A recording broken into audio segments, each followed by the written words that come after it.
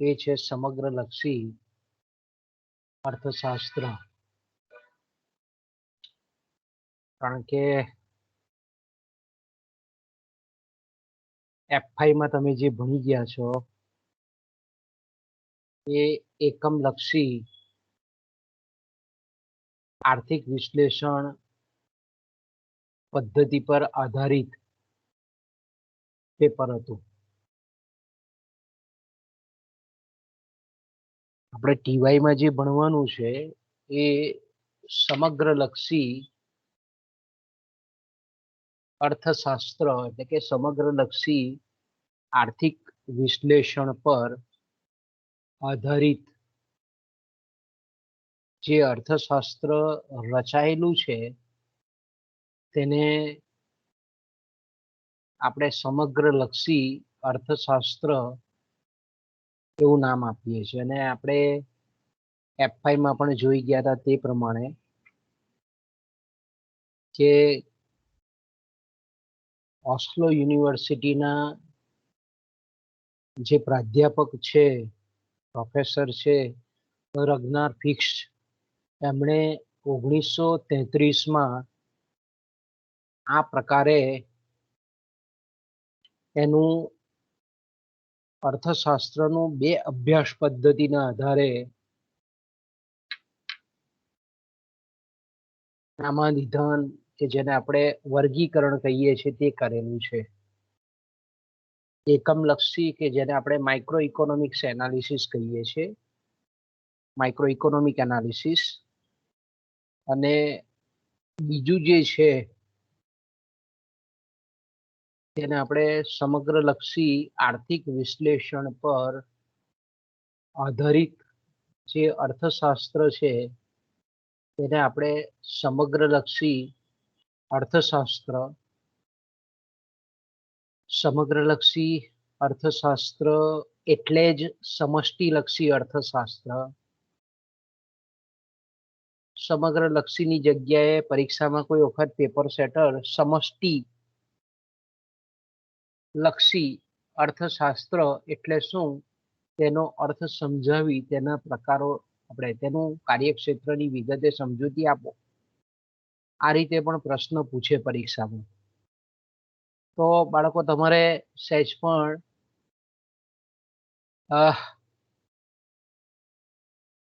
ટેન્શનમાં નહીં આવવાનું. અને આપણે જાણીએ છીએ તે પ્રમાણે કે સમગ્રલક્ષી અર્થશાસ્ત્ર એ જ સમષ્ટિલક્ષી છે અને એ જ બૃહદ, જેને આપણે બૃહદ આર્થિક વિશ્લેષણ પદ્ધતિ કહીએ છીએ, એ જ બૃહદ આર્થિક વિશ્લેષણ પદ્ધતિ પણ છે. તો બાળકો કહેવાનો મારો મતલબ એ છે કે પ્રશિષ્ટ અર્થશાસ્ત્રીઓનો જે વિચારકોનો વર્ગ થઈ ગયો અને એના વિશે આપણે જાણકાર છે. પ્રશિષ્ટ જે આર્થિક વિચારધારા હતી તે સમગ્ર અર્થતંત્રને એક એકમ ગણીને અર્થશાસ્ત્રના સિદ્ધાંતો આપનારી વિચારધારા હતી.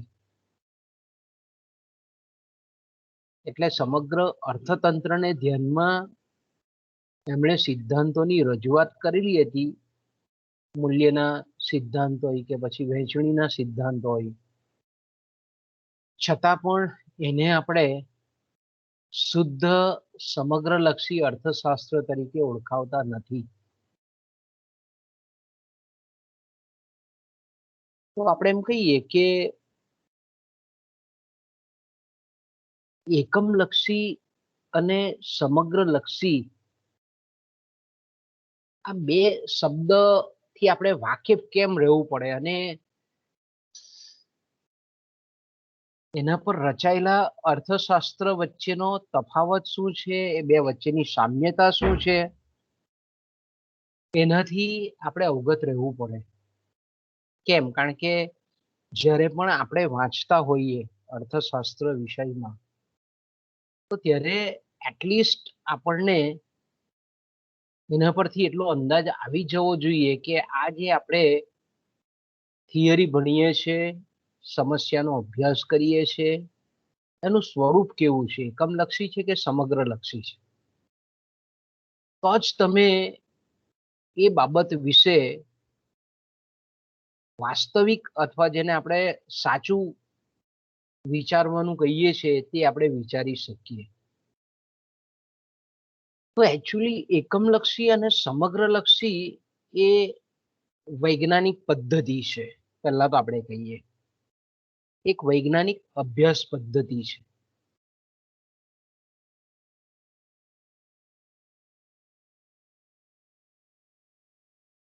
ધારો કે આપણે એમ કહીએ કે વૈજ્ઞાનિક પદ્ધતિ, હવે શબ્દ આવે છે વૈજ્ઞાનિક અભ્યાસ પદ્ધતિ અથવા તો વૈજ્ઞાનિક પદ્ધતિ અથવા તો વિજ્ઞાનના દ્રષ્ટિકોણથી કરવામાં આવતો અભ્યાસ. તો આપણે પહેલા તો આપણને એ એટલીસ્ટ ખબર હોવી જોઈએ કે ભાઈ વિજ્ઞાન એટલે શું. વિજ્ઞાન જેને આપણે શાસ્ત્ર કહીએ છીએ, જેને આપણે લોજી કહીએ છીએ, બાયોલોજી, જીવલોજી, માનસશાસ્ત્ર, અર્થશાસ્ત્ર, સમાજશાસ્ત્ર, ભૌતિક શાસ્ત્ર, રસાયણશાસ્ત્ર. તો આપણે એમ કહી શકીએ કે શાસ્ત્ર, સાયન્સ, વિજ્ઞાન એ વાસ્તવમાં છે શું? તો કે ભાઈ વિજ્ઞાન એટલે આપણને ખબર છે કે પદ્ધતિસરનું જ્ઞાન એટલે વિજ્ઞાન. વિજ્ઞાનની વ્યાખ્યા શું છે? What is the definition of science? તો ડેફિનેશન, વ્યાખ્યા, વિજ્ઞાનની વ્યાખ્યા એટલે શું? તો કે પદ્ધતિસરનું જ્ઞાન એટલે વિજ્ઞાન. તમે ગામડાઓમાં રહો છો એટલે તમને ગામમાં જો આપણે ઘણી બધી વાતો એવી થાય કે ભાઈ ફલાણા ઝાડ પર ભૂત રહે છે, બરાબર, ફલાણા ઝાડ પર આવી આવી કોઈક મેલી વિદ્યા છે, આ જગ્યાએ ગોઝારી જગ્યા છે, બરાબર, આવી વાતો આપણે ગામડાઓમાં સાંભળીએ છીએ. અને એ જ્ઞાન છે, બરાબર, કે લોકોએ ફેલાવેલું જ્ઞાન છે. એમાં કોઈક આપણે એમ કહીએ કે પદ્ધતિસર કે કોઈક વૈજ્ઞાનિક દ્રષ્ટિકોણ નથી.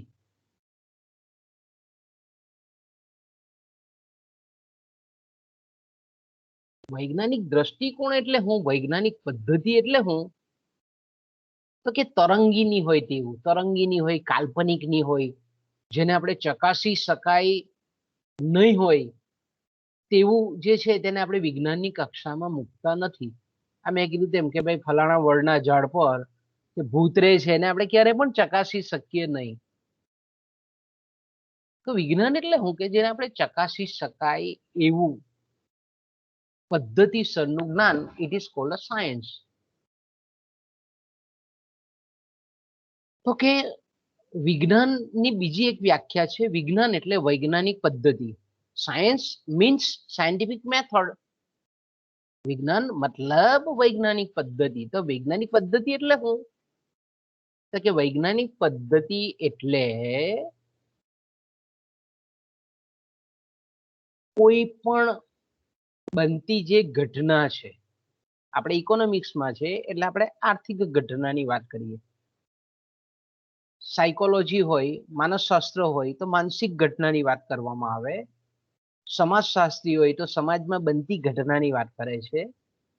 ભૌતિક વિજ્ઞાન હોય તો ભૌતિક વિજ્ઞાન એટલે જગતમાં જે પદાર્થોમાં જે કંઈ પણ પ્રક્રિયાઓ થાય છે એના આધારે એ ઘટનાને મૂલવે છે. તો જેવું જેવું વિજ્ઞાન, જેવો વિજ્ઞાનનું કાર્યક્ષેત્ર, એ પ્રમાણે આપણે એમ કહીએ કે બનતી ઘટનાને અભ્યાસ કરવામાં આવે છે. તો આપણે અર્થશાસ્ત્ર છે તો આપણે એમ કહીએ કે અર્થશાસ્ત્ર, અર્થ વિજ્ઞાન, બીજા અર્થમાં આપણે કહીએ છે અર્થ વિજ્ઞાન. તો કે અર્થ વિજ્ઞાન એટલે શું? તો કે આવી જે આર્થિક ઘટનાઓ અર્થતંત્રમાં બને છે, દેશમાં બને છે, પ્રદેશમાં બને છે, એ આર્થિક ઘટનાઓ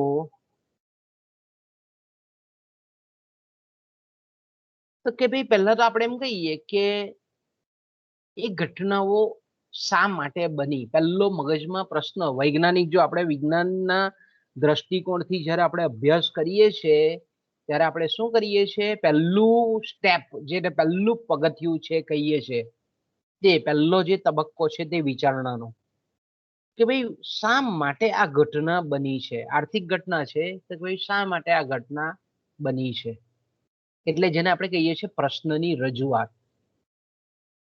તો કે ભાઈ બનતી ઘટના છે એ વિશેની આપણે પ્રશ્ન મગજમાં ઉપસ્થિત કરવો એટલે પ્રશ્નની રજૂઆત. એ પ્રશ્નની રજૂઆત પછી આપણે એમ કહીએ કે બનેલી જે ઘટના છે એ બનેલી ઘટનાની સમગ્ર તલસ્પર્શી, જેને આપણે કહીએ કે એકદમ ડીપલી, સૂક્ષ્મતાથી એકદમ તલસ્પર્શી માહિતી એકત્ર કરવી. બનેલી જે ઘટના છે એ અંગેની એકદમ સૂક્ષ્મતમમાં સૂક્ષ્મતમ બનેલી જે ઘટના છે તે અંગેની માહિતી એકત્ર કરવી. એ માહિતીનું એકદમ વર્ગીકરણ કરવું, એને ટેબ્યુલેશન કરવું, એને ગોઠવવી. પછી આપણે એમ કહીએ કે અલગ અલગ અનુમાનો કે ધારણાઓ, જેને આપણે કહીએ છીએ, અથવા તો એને આપણે સિદ્ધાંત કલ્પનાઓ કહીએ છીએ, એ સિદ્ધાંત કલ્પનાઓ કરવી. પછી એ સિદ્ધાંત કલ્પનાઓને પ્રાપ્ત જે માહિતી છે એ માહિતી ના અનુસંધાનમાં પ્રત્યક્ષ કે પરોક્ષ પદ્ધતિ દ્વારા એને ચકાસવી. પ્રત્યક્ષ કે પરોક્ષ પદ્ધતિ દ્વારા એને આપણે શું કરીએ છીએ, એને ચકાસીએ છીએ. જેટલી પણ સિદ્ધાંત કલ્પના કરેલી છે, ધારણાઓ કરેલી છે, એને આપણે ચકાસીએ છીએ. પ્રત્યક્ષ કે પરોક્ષ સાબિતી દ્વારા જ્યારે કોઈ પણ કલ્પનાને આપણે ચકાસતા હોય, ધારણાને ચકાસતા હોય, અનુમાનને ચકાસતા હોય, અને જો એ મળેલી માહિતીના પરિપ્રેક્ષ્યમાં સાચી પડે તો એ નિયમ બને છે, સિદ્ધાંત બને છે, થિયરી બને છે. તો આપણે શું કહીએ છીએ કે બનેલી ઘટના વિશે તરંગ કલ્પના નથી કરી નાખતા કે ભાઈ આ બનવા પાછળનું કારણ કે ફલાણું આ છે, દુર્ઘટના બનેલી છે તો આ દુર્ઘટના પાછળ જવાબદાર આ કોઈક આવી શક્તિ કામ કરે છે, એવું નહીં. કોઈ પણ બનેલી જે ઘટના છે, ધારો કે આપણે એમ કહીએ કે અર્થતંત્રમાં ભાવ વધારો છે, ફુગાવાનો દર ખૂબ ઊંચો છે, અને આપણે એવું કહીએ કે ભાઈ આ તો ભગવાનનો પ્રકોપ છે, બરાબર છે, ફલાણી ગ્રહ દશાને લીધે આ ફુગાવો અર્થતંત્રમાં પ્રવર્તે છે. તો આ કેવું છે, ઇલોજિકલ છે, અતાર્કિક, જેને આપણે કહીએ છીએ, જેને આપણે તરંગી કહીએ છીએ, એને આપણે ચકાસી શકતા નથી કે ફલાણા ગ્રહો ભેગા થયા એટલે અર્થતંત્રમાં એમ ફુગાવાએ જન્મ લીધો. તો આ કેવી છે, વૈજ્ઞાનિક પદ્ધતિથી વિચારણા થયેલી નથી, તરંગી કલ્પનાથી વિચારણા થયેલી છે. એટલે આપણે એમ કહીએ કે વૈજ્ઞાનિક પદ્ધતિ દ્વારા જ્યારે નિયમો તારવવામાં આવતા હોય તો તેને આપણે વિજ્ઞાન કહીએ છીએ, એને આપણે પદ્ધતિસરનું જ્ઞાન કહીએ છીએ. It is called a systematic knowledge. એને આપણે શું કહીએ છીએ, સિસ્ટમેટિક નોલેજ. અને વિજ્ઞાનના હું જેટલા પણ તબક્કા બોલી ગયો એ તબક્કા અનુસાર જો કોઈ અભ્યાસ થતો હોય અને પછી સિદ્ધાંતોની કે નિયમોની તારવણી થતી હોય તો તેને આપણે વિશ્લેષણ પદ્ધતિ કહીએ છીએ, વૈજ્ઞાનિક ઢબે કરાતું વિશ્લેષણ કહીએ છીએ. તો આપણે એમ કહીએ કે અર્થશાસ્ત્રમાં ઘણી બધી વિશ્લેષણની પદ્ધતિઓ છે. દાખલા તરીકે આપણે જે ચર્ચા કરી ગયા એને આ રીતે પણ તમે મૂલવી શકો છો.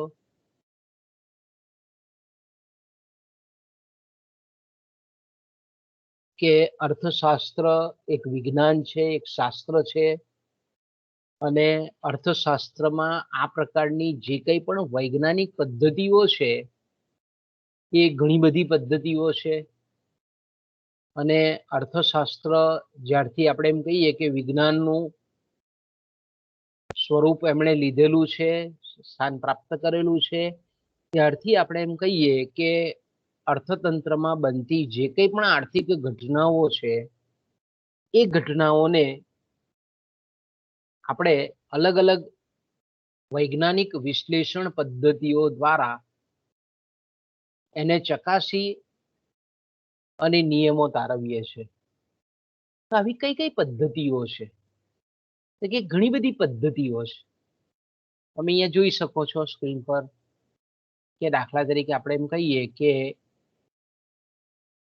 આ પહેલી જે પદ્ધતિ છે આપણે કહીએ તો ધારો કે અહીંયા નિગમન પદ્ધતિ. અહીંયા તમે જોઈ શકો છો બાળકો, અહીંયા નિગમન પદ્ધતિ આ સ્ક્રીન પર તમને દેખાય છે. આ નિગમન પદ્ધતિ. પછી આપણે જોઈ શકીએ છીએ સમગ્ર લક્ષી વિશ્લેષણ પદ્ધતિ, સાથે સાથે સ્થિર વિશ્લેષણ પદ્ધતિ, ગતિશીલ વિશ્લેષણ પદ્ધતિ,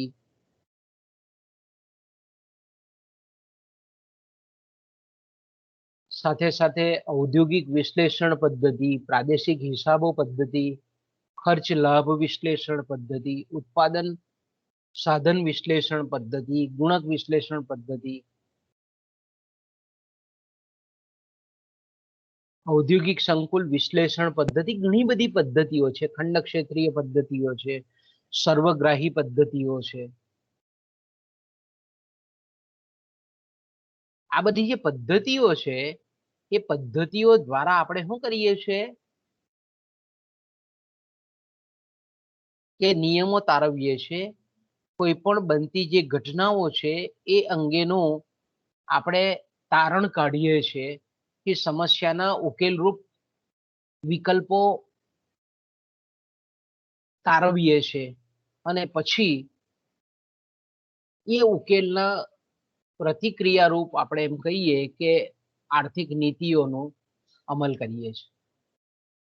એટલે આપણે એમ કહીએ કે કોઈ પણ વિજ્ઞાન હોય, બરાબર, કોઈ પણ વિજ્ઞાન હોય, સામાજિક વિજ્ઞાન હોય, વાસ્તવિક વિજ્ઞાન હોય. આપણે જાણીએ છીએ કે સામાજિક વિજ્ઞાન એટલે જેના અભ્યાસ કેન્દ્ર બિંદુમાં સમાજ અને સમાજના એક સભ્ય તરીકે માનવ કેન્દ્રી અભ્યાસો હોય તેને આપણે સામાજિક વિજ્ઞાન કહીએ છીએ.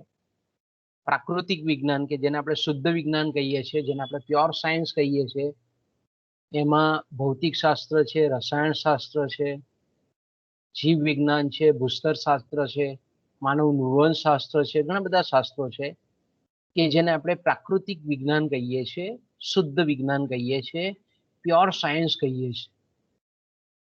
તો કોઈ પણ વિજ્ઞાન હોય, પ્રાકૃતિક વિજ્ઞાન હોય કે સામાજિક વિજ્ઞાન હોય, એનો મુખ્ય હેતુ કયો છે? જ્ઞાન પ્રાપ્તિનો છે. દરેક વિજ્ઞાન છે તે આ રીતે વૈજ્ઞાનિક પદ્ધતિનો ઉપયોગ કરી અને સિદ્ધાંતો, થિયરીઓ, ઉકેલો, નિયમો આ બધા તારવતા આપણને જોવા મળે છે. એટલે આપણે એમ કહીએ કે વિજ્ઞાનમાં બનતી જે ઘટના છે એ ઘટના કયા કારણોસર બનેલી છે અને એ કારણોનું પરિણામ કેવું છે, એટલે કે જેને આપણે કહીએ છીએ કાર્યકારણનો સંબંધ સ્થાપિત કરવામાં આવે છે અને પછી નિયમની તારવણી કરવામાં આવે છે. સામાન્ય રીતે આપણે એમ કહીએ કે એના તબક્કાઓમાં પહેલો તબક્કો આપણે ચર્ચા કરી જ ગયા છે ઓલરેડી, કે કોઈ પણ બનતી જે ઘટના છે, આપણે અર્થશાસ્ત્ર છે એટલે આર્થિક ઘટનાની વાત કરીએ. મેડિકલ સાયન્સ હોય તો મેડિકલ સાયન્સ વાળા એ રીતનો પ્રશ્ન હોય, એ રીતે ઘટના હોય કે ભાઈ શા માટે કોરોના વાયરસ આટલી ઝડપથી લોકોના શરીરમાં ફેલાય છે. તો એ તબીબી ક્ષેત્રનું જે વિજ્ઞાન છે તેનો વિચારણાનો પ્રશ્ન છે. માનસશાસ્ત્ર હોય તો માનસશાસ્ત્ર વિચારે કે ભાઈ વ્યક્તિનું વર્તન કેમ આ રીતનું છે. સમાજશાસ્ત્ર એવું વિચારે કે સમાજની નીતિ રીતિ શા માટે અત્યારે બદલાઈ રહેલી છે, એના પાછળના ભૌતિક પરિબળો કયા છે, અન્ય પરિબળો કેવા છે. અર્થશાસ્ત્ર છે એટલે આપણે એવા સમસ્યાની રજૂઆત કરીએ કે ભાઈ સોનાની કિંમત, પેટ્રોલની કિંમત કેમ આટલી બધી વધી, આંતરરાષ્ટ્રીય વેપાર કેમ આટલો બધો ઘટી ગયો, ઉત્પાદનના સાધનોની બેરોજગારીમાં શા માટે વધારો થયો, પેઢીઓનો નફો કેમ ઘટ્યો, શા માટે બજારમાં માંગ ઓછી છે. આપણે આર્થિક પ્રશ્ન આપણે આ રીતે વિચારીએ, કારણ કે આપણો અભ્યાસ ક્ષેત્ર છે તે ઇકોનોમિક્સ છે, અર્થશાસ્ત્ર છે. એટલા માટે આપણે એમ કહીએ કે સમસ્યાની રજૂઆત પહેલો તબક્કો છે વૈજ્ઞાનિક પદ્ધતિનો, વિજ્ઞાનનો. બીજો તબક્કો છે એ ઘટના કે બનાવનું માહિતી પ્રાપ્ત કરી વર્ગીકરણ અને વિશ્લેષણ કરવાનું. એમાં ઘણી બધી પદ્ધતિઓનો આપણે એમ કહીએ કે સહાય લઈ શકાય, ઉપયોગ લઈ શકાય. અને ત્રીજો તબક્કો જે છે કે પ્રત્યક્ષ અને પરોક્ષ રીતે એ ઘટનાને લગતા જે કંઈ પણ અનુમાનો કે ધારણાઓ કરેલી છે એને ચકાસવામાં આવે, અને જે સાચી ધારણા છે કે સાચું જે અનુમાન છે ઘટનાને લગતું, એનો કાર્યકારણનો સંબંધ સ્થાપિત કરી અને પછી નિયમો ઠારવવામાં આવે છે. ઓકે, તો અર્થશાસ્ત્રમાં ઘણી બધી પદ્ધતિઓ છે. એમાં આપણે જોઈએ છીએ તે પ્રમાણે બાળકો, અમિત તારો કેમેરો બેટા ચાલે છે. હા, તો આપણે એમ કહીએ કે અર્થશાસ્ત્ર જે છે, અર્થશાસ્ત્રમાં પણ અન્ય વિજ્ઞાનોની જેમ ઘણી બધી પદ્ધતિઓનો ઉપયોગ થાય છે. આપણા અભ્યાસક્રમમાં આ પેપરમાં આપણે બે અભ્યાસ પદ્ધતિનો અભ્યાસ કરવાનો છે. પહેલી જે પદ્ધતિ છે તે એકમલક્ષી વિશ્લેષણ પદ્ધતિ, એકમલક્ષી આર્થિક વિશ્લેષણ પદ્ધતિ, જેને આપણે માઇક્રો ઇકોનોમિક એનાલિસિસ કહીએ છીએ. અને બીજી જે છે સમગ્ર લક્ષી વિશ્લેષણ પદ્ધતિ, મેક્રો ઇકોનોમિક એનાલિસિસ. તો એકમલક્ષી વિશ્લેષણ પદ્ધતિ છે તેને આપણે સૂક્ષ્મલક્ષી પદ્ધતિ તરીકે પણ ઓળખીએ છીએ, અને સમગ્રલક્ષી પદ્ધતિ છે જેને આપણે બૃહદ પદ્ધતિ અથવા તો બૃહદલક્ષી પદ્ધતિ, સમષ્ટિલક્ષી પદ્ધતિ તરીકે પણ આપણે ઓળખાવી શકીએ છીએ. આજે આપણે જોઈએ તો અર્થશાસ્ત્ર જે શબ્દ છે એ અર્થશાસ્ત્રની સાથે એકમલક્ષી અને સમગ્રલક્ષી અર્થશાસ્ત્ર એ શબ્દ સમૂહ આર્થિક પરિભાષાના જાણે કે અભિન્ન અંગ બની ગયા હોય એવું આપણને લાગે છે. છતાં પણ આપણે એમ કહીએ કે આ બંને વચ્ચેનો જે બેઝિકલી તફાવત છે, અને બંને આપણે એમ કહીએ ને એમ તફાવત છે, પણ સાથે સાથે જો આપણે એમ કહીએ તો એકબીજા વગર બંને અધૂરા છે એવું કહીએ તો પણ ખોટું નથી. તો આપણા સિલેબસમાં જે અભ્યાસ પદ્ધતિ છે તેમાંની પહેલી આપણે ચાલુ કરીએ, એકમલક્ષી અર્થશાસ્ત્ર અથવા તો એકમલક્ષી આર્થિક વિશ્લેષણ પદ્ધતિ.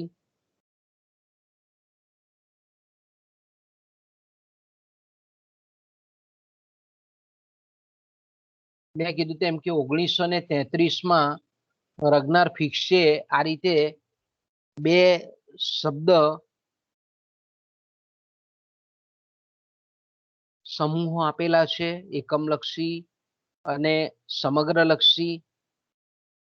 ત્યાર પછી આપણે એ અભ્યાસ પદ્ધતિ પર આધારિત આખા અર્થશાસ્ત્રો આપણને વિકસેલા જોવા મળે છે. તો પહેલું આપણે શરૂઆત કરીએ, એકમલક્ષી અર્થશાસ્ત્ર એટલે શું. ચાલો, તો હવે બાળકો તમે મને થોડોક રિપ્લાય આપો. આપણે F5 માં ભણી ગયા છો, મને કોણ જવાબ આપશે? એકમલક્ષી અર્થશાસ્ત્ર એટલે શું?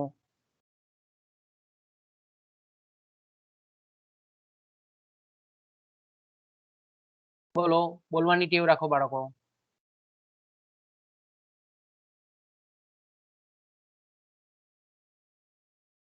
બોલો, રિપ્લાય આપો.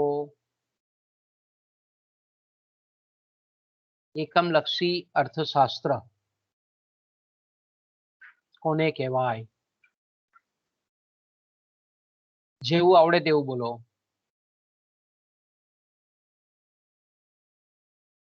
ચાલો, તમારો વાયવા છે પરીક્ષાનો, હા, એવું સમજી લેજો.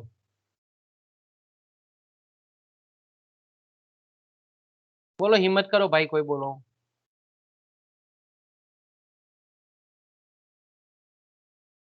ચાલો, જેવું ભાંગલું ટોટલું ગમે તેવું આવડે તેવું બોલો. આપણે પછી એને કવર અપ કરી લઈશું. એકમલક્ષી અર્થશાસ્ત્ર આપણે એફઆઈ માં ભણી ગયા છે.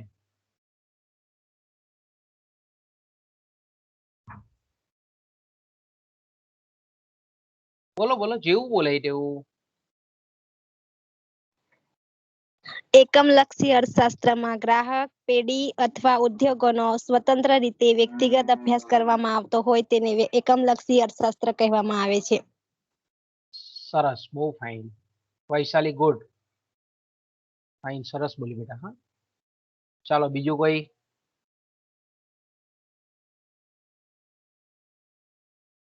એ સિવાય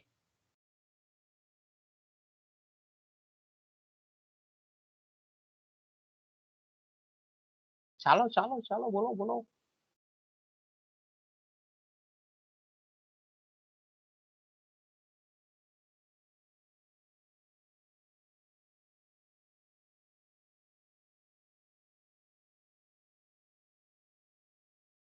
છે બાળકો કોઈ બોલવાળું?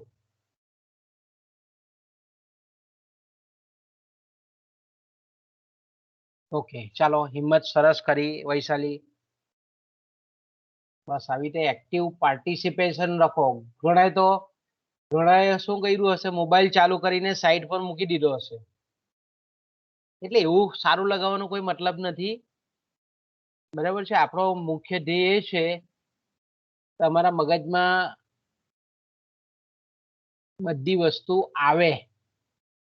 એટલે ખાલી ફિઝિકલ હાજરી કે સાહેબને સારું લાગે એટલે પીરિયડ ભરીએ એવું નહીં હોવું જોઈએ, બરાબર? ઓકે, તો એકમલક્ષી અર્થશાસ્ત્ર અહીંયા મેં કાઉન્સમાં તમે સ્ક્રીન પર જોઈ શકો છો. એકમલક્ષી અર્થશાસ્ત્રને એકમલક્ષી આર્થિક વિશ્લેષણ, સૂક્ષ્મલક્ષી આર્થિક વિશ્લેષણ, વ્યક્તિલક્ષી આર્થિક વિશ્લેષણ, અથવા તો એને આપણે કહીએ છીએ માઇક્રો ઇકોનોમિક એનાલિસિસ અથવા તો માઇક્રો ઇકોનોમિક્સ. તો સામાન્ય રીતે આપણે એમ કહીએ કે માઇક્રો જે શબ્દ છે, માઇક્રો એ ગ્રીક ભાષાનો શબ્દ છે જેનો અર્થ થાય છે સ્મોલ. એટલે આપણે એમ કહી શકીએ કે એકમલક્ષી અર્થશાસ્ત્રમાં અર્થતંત્રના નાનકડા ભાગનો અભ્યાસ કરવામાં આવે છે. એટલે આપણે બીજા જો અર્થમાં કહેવું હોય તો અર્થતંત્રમાં આપણે જાણીએ છીએ તે પ્રમાણે કે ઘણા બધા નાના એકમો કે ઘટકો આપણને જોવા મળે છે, ઘણા બધા.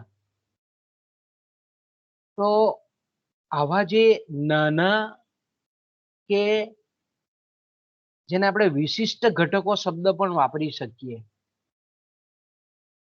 વિશિષ્ટ આર્થિક એકમો પણ શબ્દ વાપરી શકીએ. જ્યારે અર્થતંત્રમાં અનેક આવા અગણિત નાના નાના એકમો, નાના નાના ઘટકો, નાના નાના પરિબળો જ્યારે કામ કરતા હોય ત્યારે એ બધાનો અભ્યાસ નહીં, પરંતુ ઘણા બધા અગણિત નાના એકમોમાંથી કોઈ એક આર્થિક ઘટકનો જ્યારે અભ્યાસ કરવામાં આવતો હોય તો તેને આપણે એકમલક્ષી વિશ્લેષણ પદ્ધતિ કહીએ છીએ, એકમલક્ષી આર્થિક વિશ્લેષણ પદ્ધતિ કહેવામાં આવે છે. અને આ પદ્ધતિ પર રચાયેલા જે કંઈ પણ નિયમો છે, સિદ્ધાંતો છે, એનાથી બનતા શાસ્ત્રને, અર્થશાસ્ત્રને આપણે એકમલક્ષી અર્થશાસ્ત્ર કહીએ છીએ. એટલે આપણે બીજા અર્થમાં જો આપણે એમ કેવું હોય તો પ્રોફેસર મેકોનેલની વ્યાખ્યા તમે અહીંયા જોઈ શકો છો કે એકમલક્ષી અર્થશાસ્ત્ર એ એવું અર્થશાસ્ત્ર છે કે જેને વિશિષ્ટ આર્થિક એકમો, વિશિષ્ટ, અહીંયા શબ્દ કયો વાપરવામાં આવે છે? વિશિષ્ટ, સ્પેશિયલ. તો કે ભાઈ અર્થતંત્રમાં ઘણા બધા ગ્રાહકો છે, બરાબર? અર્થતંત્રમાં ચીજ વસ્તુ અને સેવાઓ ખરીદનારા ઘણા બધા ગ્રાહકો છે, પણ એમાંથી કોઈ એક જ ગ્રાહકની પસંદગી કરવામાં આવે.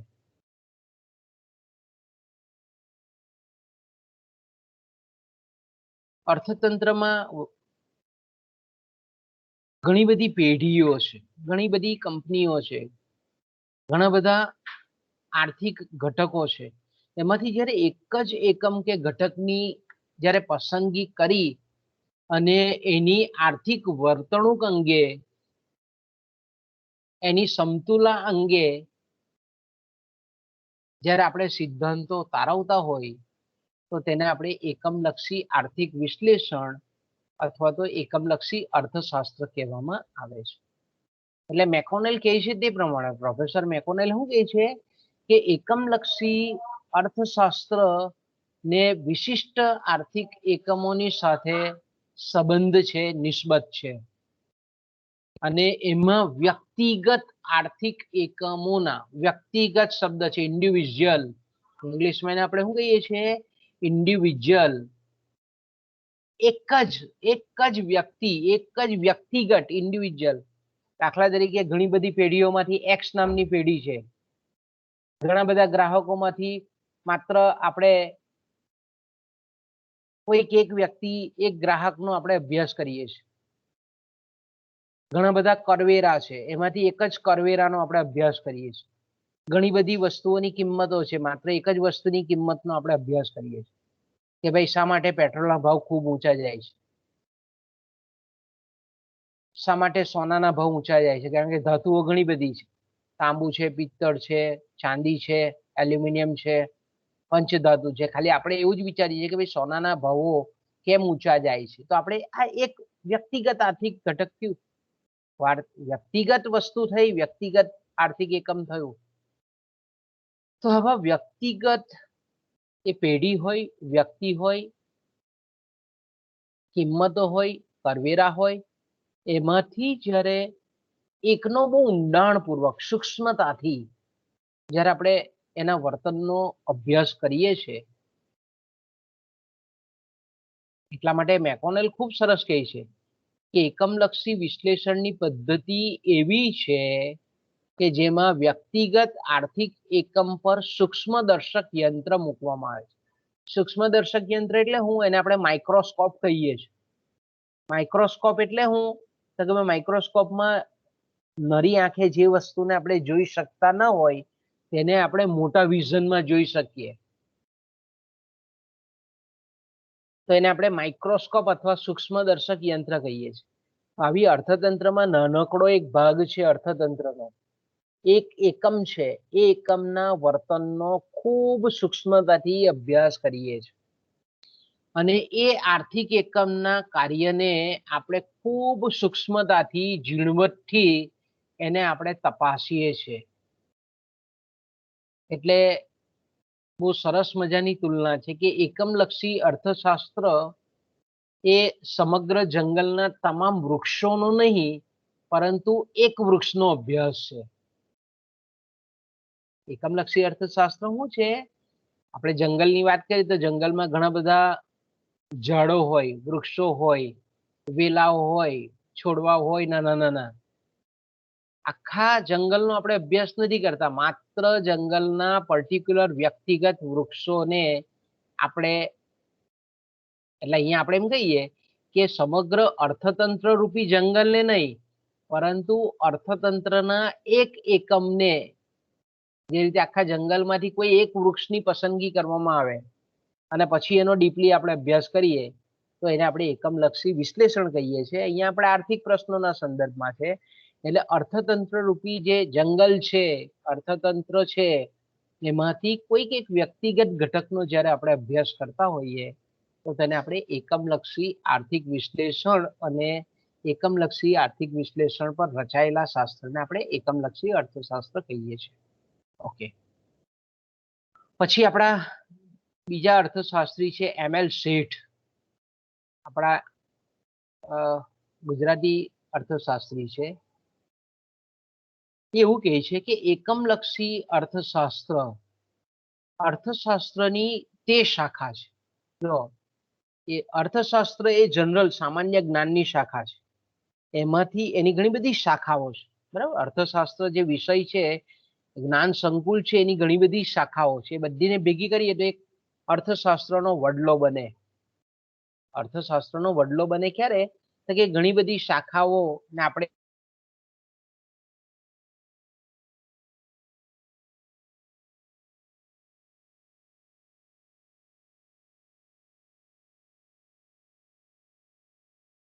કે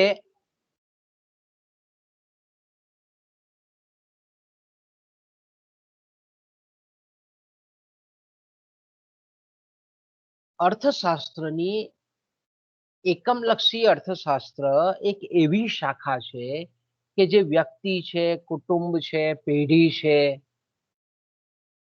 એવા વ્યક્તિગત આર્થિક એકમોનો અભ્યાસ કરે છે.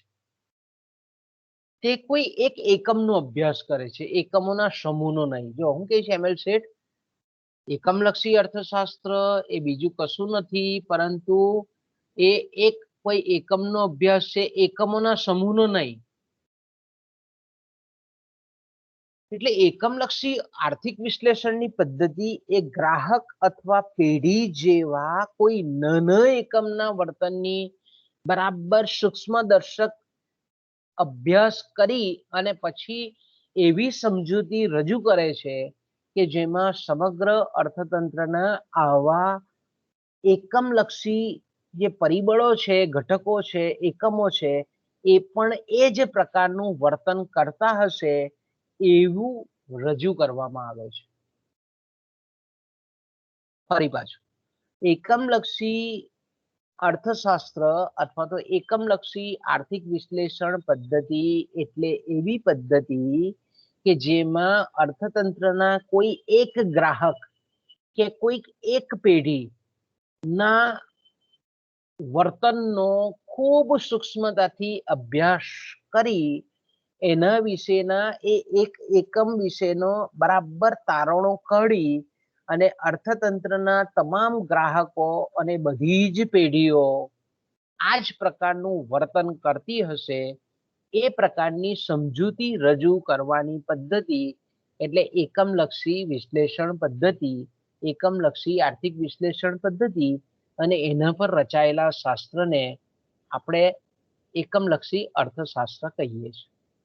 દાખલા તરીકે હું તમારામાંથી અભ્યાસ કરવા માંગુ છું, બરાબર. તમારા આપણા ટીવાયનો જે આ તમારો બેચ છે, ધારો કે હું પર્ટિક્યુલર કોઈ એક વિદ્યાર્થીને હું પૂછું છું કે ભાઈ હમણાં બજારમાં ટમેટાની કિંમત 50 રૂપિયા કિલો છે, 50 રૂપિયા કિલો ટમેટાની કિંમત છે, તો તું કેવું કરશે? તારી પાસે ધારો કે 50 રૂપિયા છે ખિસ્સામાં, તો તું એ 50 રૂપિયા કિલોની કિંમત વાળા ટમેટા જે છે તે કેટલા ખરીદશે? એટલે વિદ્યાર્થી, તમારામાંનો વિદ્યાર્થી મને રિપ્લાય આપે કે સાહેબ 50 રૂપિયા કિલો છે ને મારી પાસે 50 રૂપિયા છે, પણ મારી જરૂરિયાત તો 4 છે, મારી એકલા ટમેટાથી મારું કામ નથી ચાલવાનું. એટલે તું એવું, એટલે કોઈ વિદ્યાર્થી એવું કહે કે ભાઈ હું 100 ગ્રામ ટમેટા ખરીદીશ. ઓકે, કે પછી હું બીજા કોઈક વ્યક્તિને પૂછું છું, બીજા કોઈક વિદ્યાર્થીને પૂછું છું કે ભાઈ બોલ, તારી પાસે બી 50 રૂપિયા છે, 50 રૂપિયા કિલો ટામેટાનો ભાવ છે, તું કેટલા ખરીદીશ? તો પેલો કે હું 150 ગ્રામ ખરીદીશ. તો આપણે એમ કહીએ કે હું સંશોધન કરતો જાઉં છું, વ્યક્તિગત જે વિશિષ્ટ એકમ છે, ઘટક છે, વ્યક્તિ છે, તમે વિદ્યાર્થી છે, એને હું પૂછીને પછી એના પરથી એક જનરલ સ્ટેટમેન્ટ કરું છું. હું પછી તમને અલગ પ્રશ્ન પણ પૂછું છું કે ભાઈ દાખલા તરીકે 50 રૂપિયા કિલો ટમેટા છે, એની જગ્યાએ હું 20 રૂપિયા કિલો આપું તો તમે કેટલા ખરીદો? તો તમે તરત કહો કે 100 ગ્રામ ની સાહેબ, હું 500 ગ્રામ ખરીદું. બીજો વ્યક્તિ એવું કે ના હું કિલો ખરીદું, જો 20 રૂપિયા કિંમત કિલોની હોય તો આપણે પછી એના પરથી હું કરું છું, વ્યક્તિગત વર્તન પરથી હું નક્કી કરું છું કે ભાઈ હું 50 રૂપિયા જ્યારે વસ્તુની કિંમત રાખું છું ત્યારે એની માંગ એ 100 ગ્રામ છે, 150 ગ્રામ છે. Okay, on an average totally 150 ગ્રામ છે. જેટલા વ્યક્તિને મેં પૂછ્યું, વ્યક્તિગત ઘટકનું વર્તન એવું છે, એના પરથી હું પછી શું કરું છું, પછી એક જનરલ તારણ તાળવું છું કે ભાઈ જ્યારે જ્યારે વસ્તુની કિંમત વધારે હોય છે ત્યારે ત્યારે લોકો ઓછા જથ્થામાં એની ખરીદી કરે છે, જેને આપણે માંગ કહીએ છીએ કે ઓછી માંગ કરે છે. તો તમારા જેવા હું વ્યક્તિગત વિદ્યાર્થીઓનો કોન્ટેક્ટ કરી તમારા જેવા વ્યક્તિઓનો કે જે નિર્ણય લે છે, જે ખરીદી કરે છે, ખરીદી અંગેનો નિર્ણય લે છે, એને હું પૂછીને પછી એક જનરલાઇઝ કરું છું કે ભાઈ માંગનો નિયમ પછી હું તારવું છું કે જ્યારે જ્યારે વસ્તુની કિંમત વધારે હોય છે ત્યારે ઓછા જથ્થામાં ખરીદી કરવામાં આવે છે, અને જ્યારે જ્યારે ઓછી કિંમત છે ત્યારે વધારે ક્વોન્ટિટીમાં કે વધારે જથ્થામાં એની માંગ કરવામાં આવે છે. પછી એના પરથી હું સામાન્યકરણ કરું કે ભાઈ માંગનો નિયમ હું કરું, શોધી કાઢું કે ભાઈ કિંમત અને માંગ વચ્ચેનો જે સંબંધ છે તે આ પ્રકારનો વ્યસ્ત સંબંધ છે. તો એના પરથી હું પછી આખા અર્થતંત્રના નહીં, આપણા એક દેશના અર્થતંત્ર નહીં, તમામ લોકોની વૃત્તિ આ રીતની હોય છે એવો હું સામાન્ય નિયમ તારવું છું. એટલે એક પરથી અનેકનું વર્તન આ જ પ્રકારનું હશે એવું જે તારવવાની પદ્ધતિ છે તેને આપણે કહીએ છીએ એકમલક્ષી આર્થિક વિશ્લેષણ પદ્ધતિ.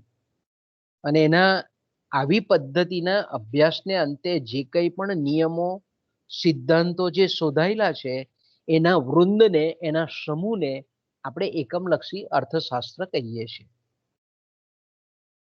ઓકે, ઘણા બધા વિચારકોએ આપેલી વ્યાખ્યાઓ છે કે દાખલા તરીકે આપણે એમ કહીએ કે બોલ્ડિંગ તરીકે પણ ઓળખવામાં આવે છે કે ભાઈ એકમલક્ષી અર્થશાસ્ત્ર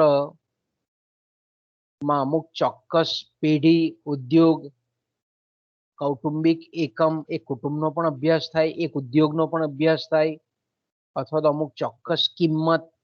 મેં કીધું તેમ અર્થતંત્રમાં ઘણી બધી કિંમતો છે, ઘણી બધી વસ્તુઓ છે, ઘણી બધી વસ્તુઓની કિંમતો છે. એ બધાનો જ્યારે આપણે અભ્યાસ કરીએ સમૂહમાં તો એને આપણે સામાન્ય ભાવ સપાટી કહીએ. પણ જ્યારે એમાંથી વ્યક્તિગત કોઈક એક વસ્તુનો જ્યારે આપણે અભ્યાસ કરીએ તો એને એક ચોક્કસ કિંમત કહીએ. વેતન, તો કે ભાઈ ઘણા બધા પ્રકારના આપણે એમ કહીએ કે વેતન, પણ પર્ટિક્યુલર એક જે શ્રમિકો છે, માનસિક શ્રમ કરનારો, શારીરિક શ્રમ કરનારો, સોફ્ટવેર કંપનીમાં કામ કરનારો, ફિલ્મ ઉદ્યોગમાં કામ કરનારો જે શ્રમિક છે, આપણે કહીએ કે ઘણા બધા શ્રમિકોના અલગ અલગ જે વર્ગો છે તેમાંથી પર્ટિક્યુલરલી એક વેતન, એક વર્ગના વેતન, કે ભાઈ કૃષિ ક્ષેત્રનું વેતન વિશેનો જો અભ્યાસ હોય તો તેને આપણે એકમલક્ષી વિશ્લેષણમાં મૂકી શકીએ. ઓકે, પછી આપણે એમ કહીએ કે ઘણા બધા કરવેરામાંથી એક કરવેરાનો અભ્યાસ, ઘણી બધા પ્રકારની આવક પૈકી જ્યારે એક પ્રકારની જે આવક છે એ આવકનો અભ્યાસ કરવામાં આવતો હોય, ઘણી બધી વસ્તુઓ પૈકીનો કોઈક એક વસ્તુનો અભ્યાસ કરવામાં આવતો હોય, તો આવા અભ્યાસને આપણે એકમલક્ષી અર્થશાસ્ત્ર કહીએ છીએ. એટલે કે એકમલક્ષી આર્થિક વિશ્લેષણ અને તેના પર રચાયેલા અર્થશાસ્ત્રને આપણે એકમલક્ષી અર્થશાસ્ત્ર કહીએ છીએ. વ્યક્તિગત અર્થશાસ્ત્ર તરીકે પણ એને આપણે ઓળખીએ છીએ, સૂક્ષ્મલક્ષી અર્થશાસ્ત્ર તરીકે પણ એને ઓળખીએ છીએ આપણે. એટલે બોલ્ડિંગ આપણને એવું કહે છે કે આર્થિક નિર્ણયકરણની જે પ્રક્રિયા લેતા આવા એકમોના વર્તનનો અભ્યાસ એટલે એકમલક્ષી અર્થશાસ્ત્ર. ખૂબ સરસ રીતે આપણે બેની તુલના કરીએ એટલે આપણને ખબર પડી જાય.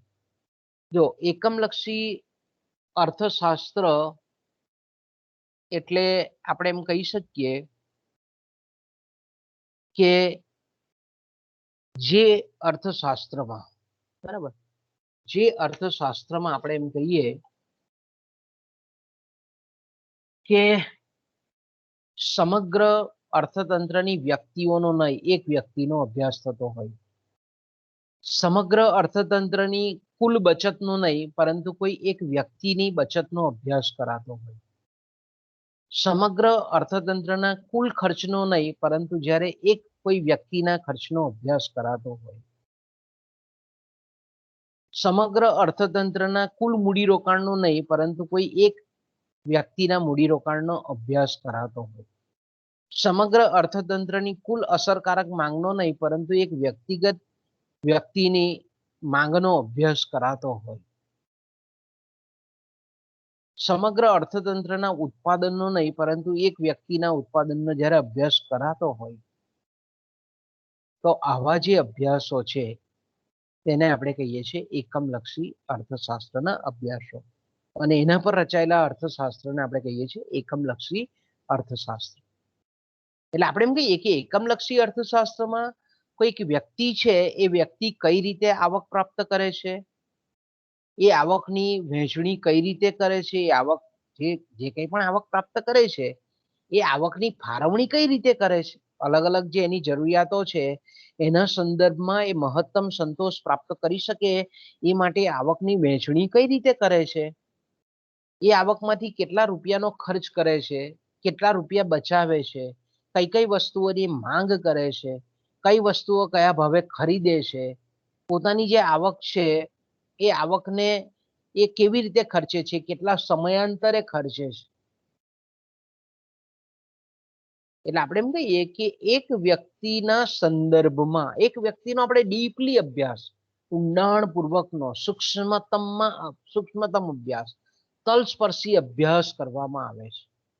અને પછી એના પરથી આપણે એવું તારવીએ છીએ કે અર્થતંત્રના મોટા ભાગના લોકો આ જ પ્રકારનું વર્તન કરતા હશે. પછી જનરલાઇઝ કરવામાં આવે. એક વ્યક્તિ, એક પેઢી, એક ઉદ્યોગ પરથી આપણે સામાન્યકરણ કરી અને પછી સિદ્ધાંતની તારવણી કરીએ છીએ. એટલે આપણે એમ કહીએ ને કે ભાઈ માર્શલનું અર્થશાસ્ત્ર છે, માર્શલનું જે અર્થશાસ્ત્ર છે એ માર્શલનું અર્થશાસ્ત્ર કેવું છે, તો કે ભાઈ એમણે એકમલક્ષી, એમણે જે કંઈ પણ સિદ્ધાંતો આપેલા છે એના મોટાભાગના સિદ્ધાંતો એ એકમલક્ષી અર્થશાસ્ત્રના સિદ્ધાંતો છે. એટલે એકમલક્ષી અર્થશાસ્ત્ર મેં કીધું તેમ કે લેફ્ટવિચ બહુ સરસ વ્યાખ્યા આપે છે. લેફ્ટવિચ એવું કહે છે કે એકમલક્ષી અર્થશાસ્ત્રને ગ્રાહકો, સાધન માલિકો અને વેપારી પેઢીઓ જેવા આર્થિક એકમોની આર્થિક પ્રવૃત્તિઓ સાથે સંબંધ છે.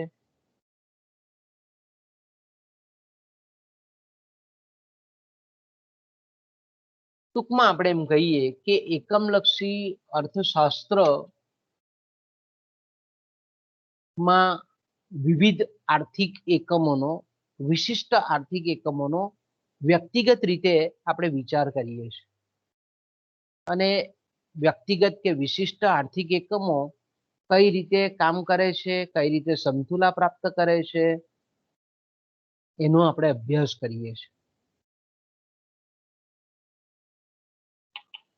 તો બાળકો અહીંયાથી આપણે વિરામ લઈએ, કારણ કે એસવાય નો પેપર છે, એસવાય નો પીરિયડ છે પાછો.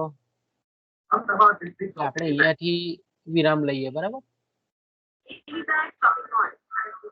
બોલો પ્રિયંકા. હા સર, કઈ નહીં. બરાબર, અહીંયાથી આપણે અટકીએ. તમારા મેડમ નો પીરિયડ હશે ને આજે? હા છે. ઓકે, હા.